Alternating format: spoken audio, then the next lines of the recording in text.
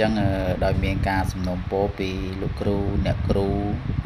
អាណាព្យាបាលសិស្សក៏ដូចជាសិស្សានុសិស្សទាំងអស់ចឹងឲ្យខ្ញុំជួយធ្វើវីដេអូមួយទៀតពាក់ព័ន្ធទៅនឹងការចូលប្រឡងប្រចាំខែមេសាឧសភាអញ្ចឹងដើម្បីឲ្យបានវីដេអូនេះបាទមើលឃើញគ្រប់គ្នាចឹងសូមលោកគ្រូអ្នកគ្រូអាណាព្យាបាលសិស្សក៏ដូចជាបងប្អូនសិស្សានុសិស្សទាំងអស់ជួយ share នៅវីដេអូមួយនេះចែករំលែកតគ្នាបាទដើម្បីឲ្យបានឃើញគ្រប់គ្នាបាទអញ្ចឹងកុំឲ្យខាតពេលវេលាយូរអញ្ចឹងខ្ញុំសូមប្រាប់អំពីជំហាននៃការចូលទៅធ្វើការប្រឡងប្រចាំខែបាទអញ្ចឹងដំបូងគឺសូមយកចូលមួយជ្រុំមក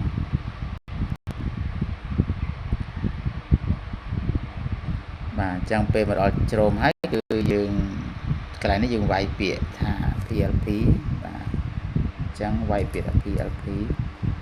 បាទអញ្ចឹងខ្ញុំវាយ PLP អញ្ចឹងយើងវាយមកហើយយើងចុចបាទយើងចុច search នេះមកណាបាទ search មកណាហើយក្រោយមកទៀតមកគឺវាលោតបាត់ប៉ុណ្ណាអញ្ចឹងយើងចុចកន្លែង PLP ម្ដងទៀត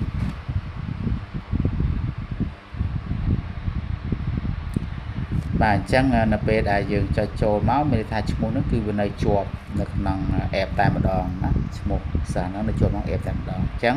ហើយនេះគឺជាឈ្មោះរបស់គាត់ណាបាទជាវជាជីង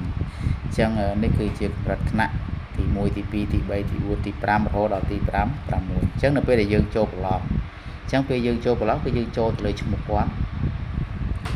មកដល់នេះហើយយើងចូលមកកន្លែងតេស្តបាទយើងរាប់ពីលើមក1 2 3យើងចុចកន្លែងតេស្តហ្នឹងមក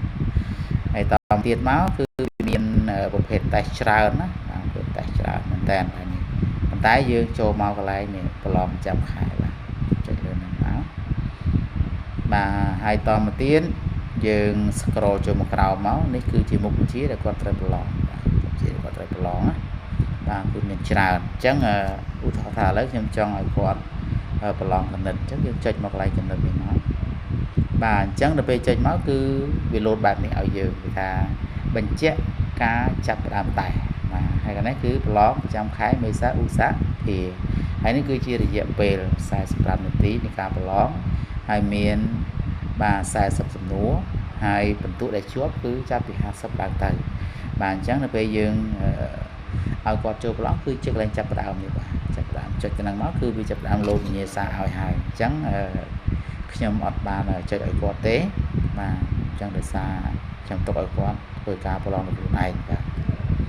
អញ្ចឹងខ្ញុំមានវីដេអូខ្លីប៉ុណ្ណឹងសម្រាប់ចែកជូនទៅដល់លោកគ្រូអ្នកគ្រូបាទសិស្សានុសិស្សក៏ដូចជាអាណាព្យាបាលសិស្សបាទដើម្បីធ្វើការចូលធ្វើតេស្តប្រឡងប្រចាំខែមេសាឧសភាបាទសូមអរគុណសូមជម្រាបលា